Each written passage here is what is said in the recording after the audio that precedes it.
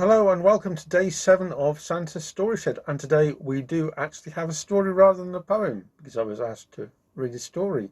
And the story I've picked is a story by Artie Knapp called Bipper and Wick, which is about a bear and a dog.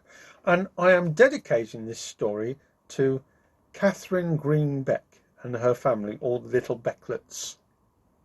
So hopefully you'll enjoy the story. Just sit back, relax and listen as I read you Bipper and Wick.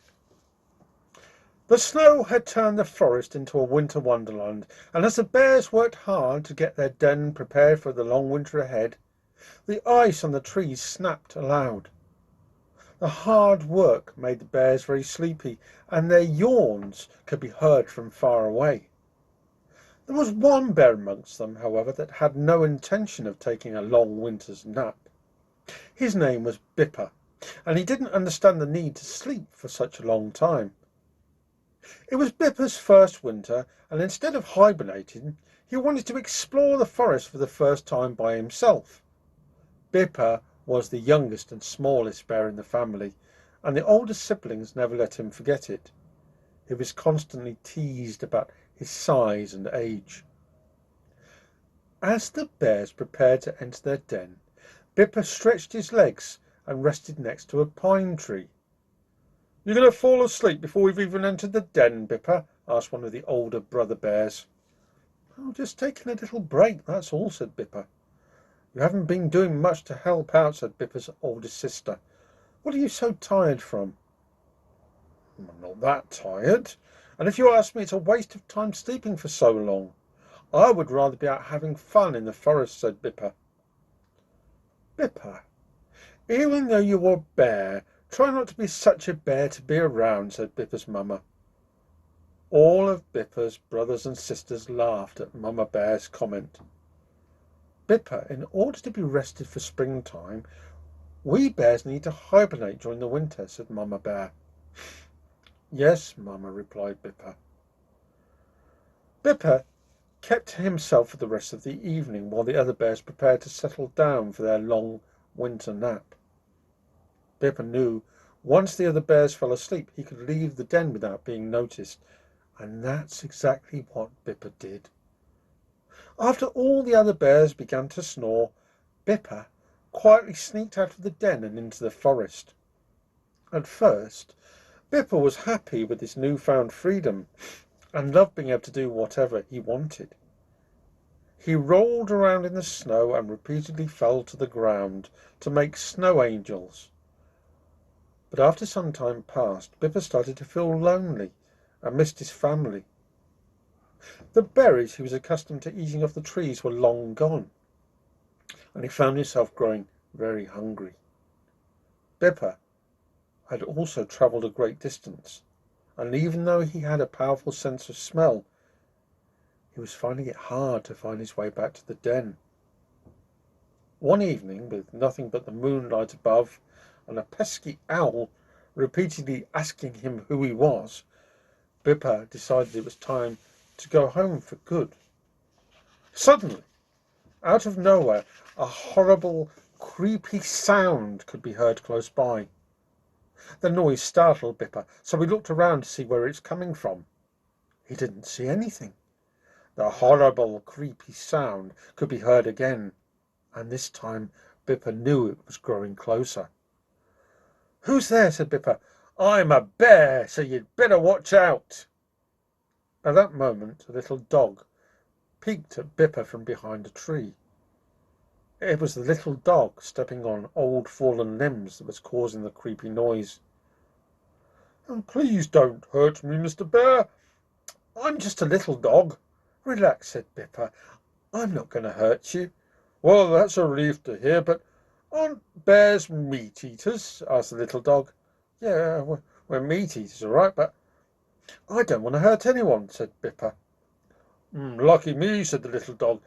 "I have a family that no longer wants me, and I can't even get a bear in the middle of the forest to want me either." Do you want me to change my mind?" asked Bipper. Oh, no," said the little dog sheepishly. "I was only joking." "Me too," laughed Bipper. "I'm just teasing you." I appreciate your kindness, said the little dog. What on earth is a little dog like you doing out in the forest anyway? This isn't a safe place for you to be, you know. There really are a lot of animals out here who would hurt you. Couldn't the same be said for a little bear? Asked the little dog.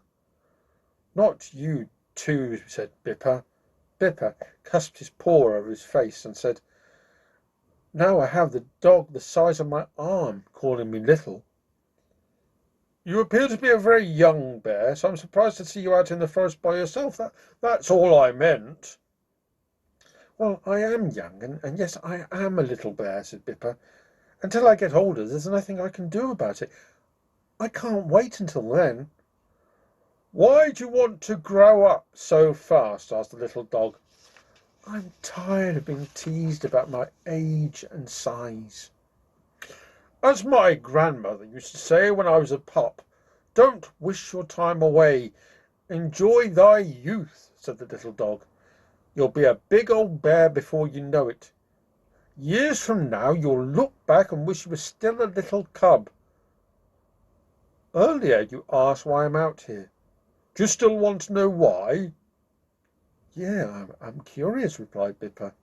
Well, I'm out here because I'm an old dog that nobody loves anymore. Oh, why would you say such a thing? Asked Bipper. Well, tomorrow is Christmas Day, and as an early gift for Christmas, my owners bought their child a new puppy. When the kids saw the puppy for the first time, it was as if I didn't exist anymore, said the little dog. I'm sure they love you just the same. My mama says she has no favourites. She says she loves me and my older siblings equally. Your age will never change how your family loves you, said Bipper. The little dog nodded his head and said, You know, you're right. What was I thinking? They've loved me my entire life. I know they don't love me any less than before. I guess I was just jealous about the puppy.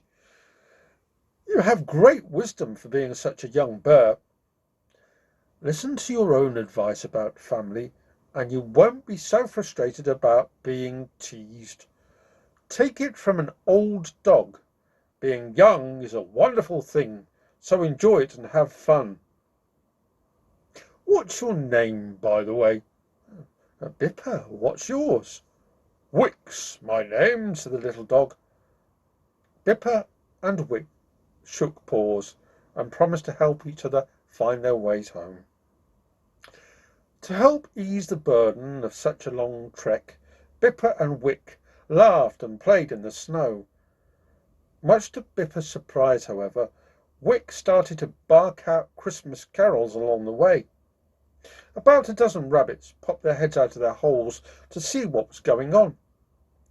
Wick's singing made every rabbit flap their long ears downward to ease the strain on their eardrums. Since Wick was still engaged in song, one of the rabbits looked over at Bipper and said, What is wrong with that dog? Why is it making so much racket? Sorry, he's just having a little festive fun by singing some Christmas carols, said Bipper. That's what you call that, huh? Singing, huh? Bipper approached the rabbit and said, Look, I know this dog can't sing in tune, but please just bear with me.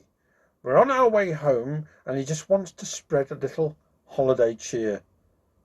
The rabbit pointed at her hole in the ground and asked Bipper, You hear that? Bipper leaned over the rabbit's hole and said, Yes, I hear Christmas music playing. That's right, said the rabbit. I already have all the Christmas music I need, and I've got 7 more carrot cakes to make before morning. Time's a-wasting. I understand. Sorry again about the disturbance, and happy holidays to you. We'll be on our way now, said Bipper. The rabbit shook her head at Bipper and then dived back into the hole. As Bipper and Wick continued their journey through the forest, several more animals vented their frustration to Bipper about Wick's singing.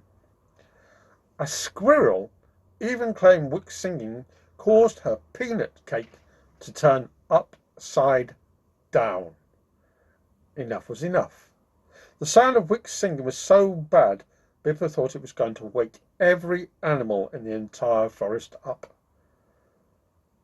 To get the point across to Wick that he needed to quit singing, Bipper reminded him that bears are meat eaters, and he would appreciate it if he wouldn't sing another note. Wick was disappointed that no one appreciated his talent, so he just hummed Christmas carols the rest of the way home. And that's the end.